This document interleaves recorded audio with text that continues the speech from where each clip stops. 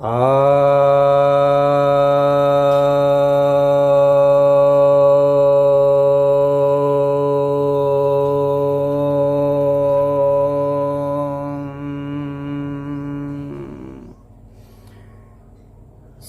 भक्तजनों को सप्रेम नमन। भक्तों, एक जिज्ञासा आई है कि संकल्प क्या होते हैं। संकल्प का अर्थ होता है, शाब्दिक अर्थ, अच्छा समय। वह समय जिसमें आपने कुछ निर्णय लिया हो, उसे संकल्प कहते हैं। हमारे मस्तिष्क में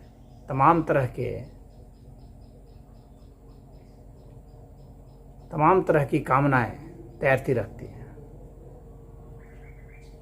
उनमें से किसी एक का चयन कर लेना जो आपके हित का हो,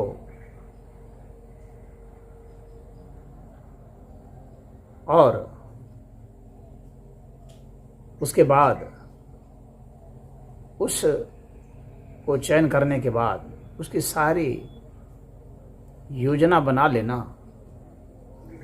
कुछ लोग ऐसे करते हैं कि पहले कामना को चुन करके फिर योजना बनाते हैं।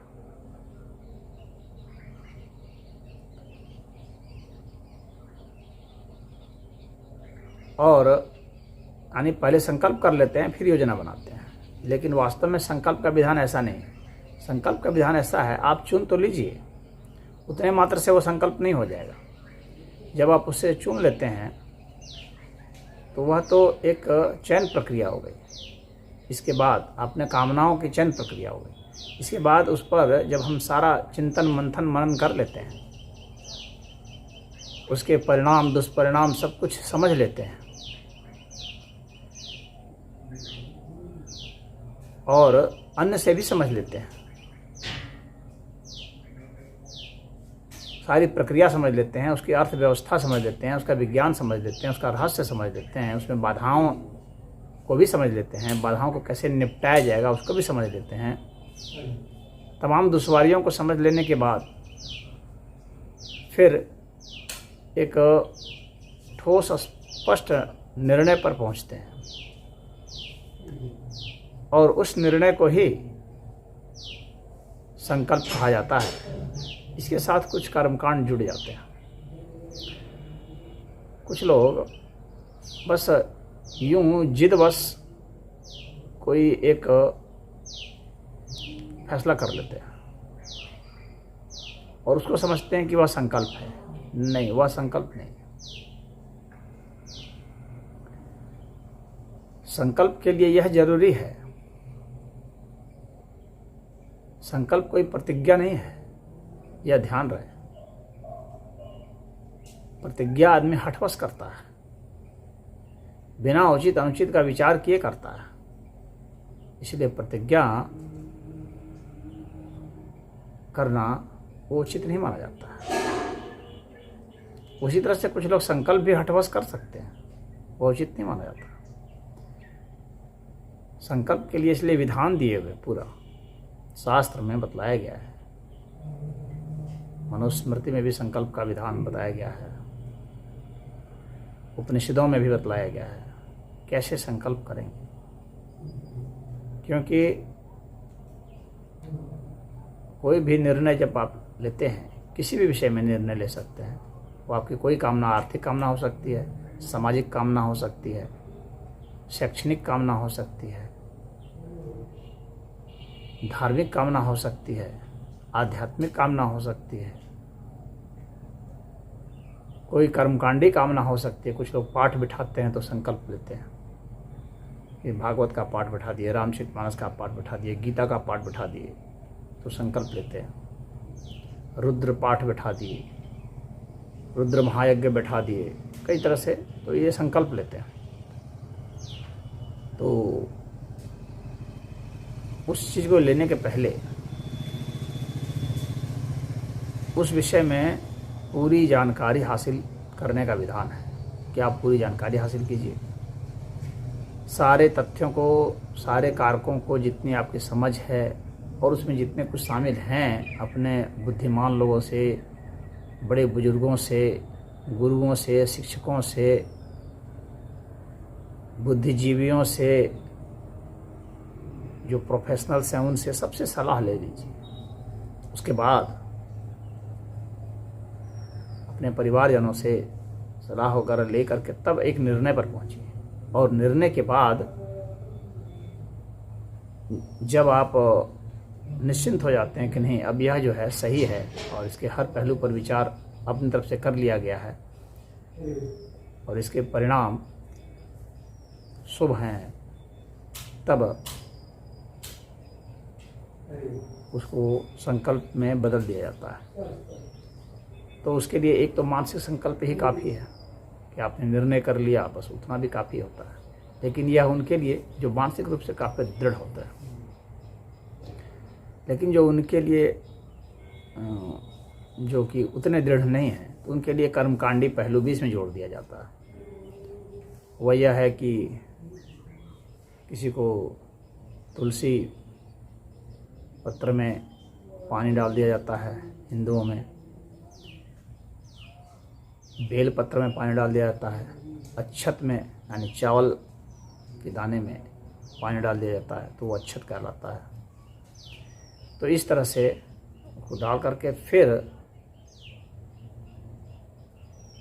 जो कोई इष्ट मंत्र है उस मंत्र के साथ उसको उच्चारित किया जाता है अपने गुरु के समक्ष या आचार्य के समक्ष या पुजारी के समक्ष या कोई भी इष्ट की जो प्रतिमा है या चित्र है जो आपका इष्ट देवता है उसके समक्ष उसको गिरा दिया जाता है जड़ को उस संकल्प के साथ।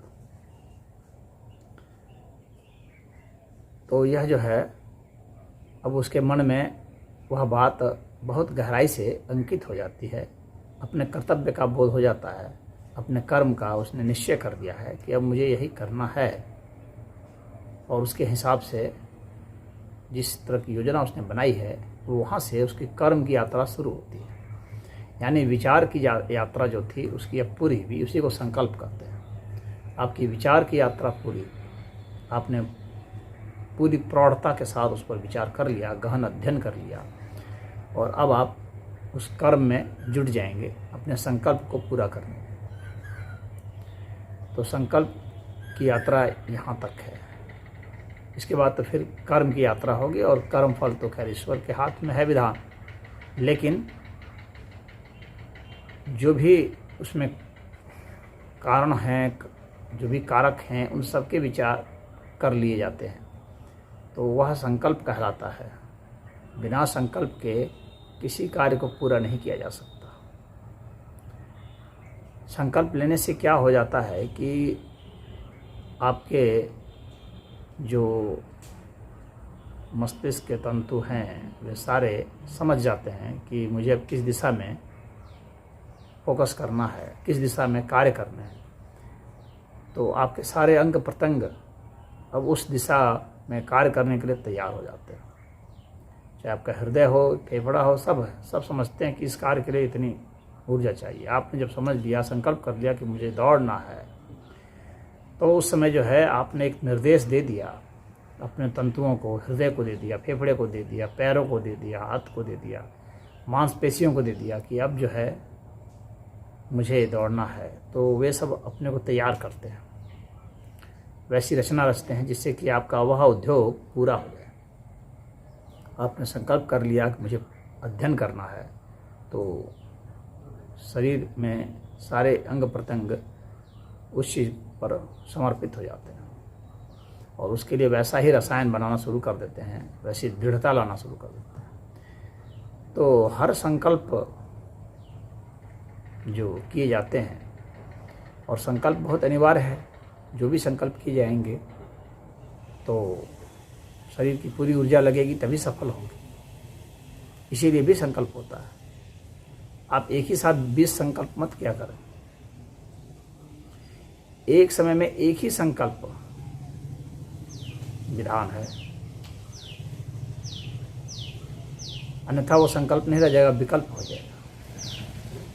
विकल्प का मतलब हो गया कि अब और भी रास्ते हैं, और भी तरीके हैं, और भी चीज़ें हैं, और भी कामनाएं हैं। तो जब विकल्प आ जाएगा तो संकल्प पूरा नहीं होगा।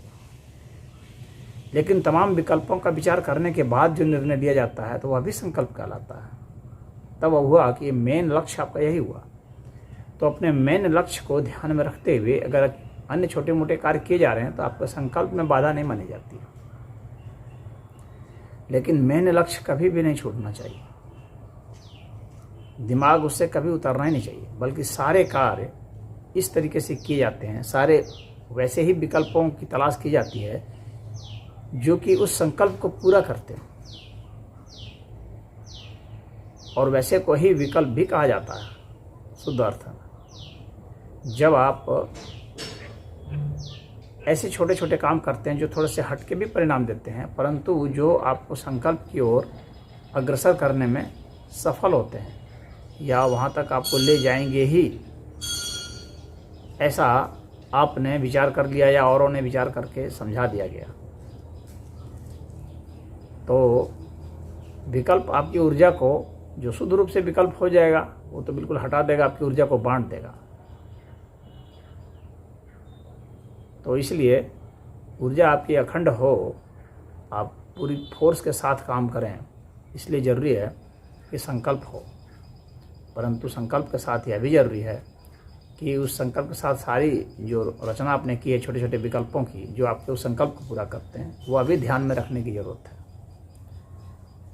और संकल्प में इसकी भी ज़रूरत है कि उस संकल्प को भी प्रभु को समर्पित कर देना चाहिए, क्योंकि कर्म का परिणाम आपके हक में ही जाए, आपकी तरफ ही जाए, कोई अनिवार्य नहीं है। कर्म फल आपके विपरीत जब भी जा सकता है और आपसे अलग भी हो सकता है, क्योंकि कर्म फल पर आपका नियंत्रण नहीं होता है। इसीलिए संकल्प को भी प्रभु को समर्पित किया जाता है। उसमें विधान समर्पण का यही है। इष्ट को समर्पित करते हैं तो कहने का मतलब यह भी है कि इष्ट हमें शक्ति दें इस तरह के कर्म को पूरा करने की, या यदि ये पूरा नहीं भी होगा या होगा, दोनों ही अर्थों में हम इसे आपको समर्पित कर देते हैं, यानी स्वयं को अकर्ता भाव रखना। तो जब ऐसा आप करते हैं तो आप कार्य तो पूरा करते हैं, लेकिन आपके मन में श्रद्धा भक्ति रखती है और आप इस बात को भी जानते हैं कि कर्म का परिणाम आपके हाथ में नहीं है। कर्म का परिणाम तो ईश्वर ही है। तो इसीलिए आप सदैव इस चीज़ का बोध रख करके ही कोई कर्म करते हैं, तो आप उससे व्यथित नहीं होते हैं, पीड़ा नहीं आपको होती है। अन्यथा जो व्यक्ति यह सोच लेता है कि कर्म का परिणाम अपने हक में मुझे लाना है, हर हाल में लाना है और मैं ला के रहूँगा, मेरे हाथ में है, तो जैसे जैसे समय गुजरता है, परिस्थितियाँ कुछ विपरीत होती हैं, उसका तनाव बढ़ता जाता है और ऐसा समय आ जाता है कि वह सोचने लगता है, संशय होने लगता है कि यह हो भी पाएगा कि नहीं हो पाएगा, और ऐसे में वो बहुत व्यग्र दुखी हो जाता है और उसकी ऊर्जा उतनी तेज़ी से बिखरने भी लगती है। लेकिन जो संकल्प किए रहते हैं, जिस अर्थ में मैंने बताया, तो उनकी ऊर्जा नहीं बिखरती है, वो अंतिम समय तक करते रहते हैं, क्योंकि वे कहते हैं परिणाम तो ईश्वर के ही हाथ में है। तो हम करते हैं और जो भी होगा वो ईश्वर का ही होगा। ईश्वर के हर परिणाम मुझे मंजूर हुए, तो वह संकल्प उसका टूटता नहीं है, अपने उस लक्ष्य पर वो लगा रहता है। लेकिन इस चीज़ को जानते हुए भी कि सफल होगा तो भी ईश्वर को समर्पित, असफल होगा तो भी समर्पित। तो यह संकल्प का विधान है जिसको कि आपको समझ करके करना चाहिए। सबके जीवन में संकल्प करने की बात आती है, और जो पूरे जिंदगी के लिए आपका एक संकल्प हो तो उसको महासंकल्प कहते हैं। पूरे जीवन का एक बहुत बड़ा लक्ष्य हो, और उस महान लक्ष्य को, महासंकल्प को पूरा करने के लिए छोटे छोटे संकल्प होते हैं, उसको संकल्प ही कहते हैं। तो संकल्प और महासंकल्प में अंतर समझ गए। महासंकल्प को एक इस अर्थ में भी कहा जाता है, अगर आध्यात्मिक संकल्प कुछ लिया गया है तो उसको भी महासंकल्प कहते हैं। ईश्वरीय कार्य के लिए कुछ संकल्प लेना भी महासंकल्प में आता है। यानी रुद्र पाठ बैठाएंगे, रामचरितमानस का पाठ बैठाएंगे, वह भी महासंकल्प में आता है। लेकिन आज मुझे कचहरी जाना है, इस तरह का संकल्प लेते हैं तो यह महासंकल्प में नहीं आएगा, ये साधारण का एक निर्णय है। तो किसी को मुझे दान देना है तो वह एक संकल्प में आता है, महासंकल्प में नहीं आता है। लेकिन अगर सर्वस्व दान देना है तो वह महासंकल्प में आएगा। तो इस तरह से संकल्प और महासंकल्प का अंतर बतलाया जाता है। तो उम्मीद है कि आप समझ गए होंगे। ओम।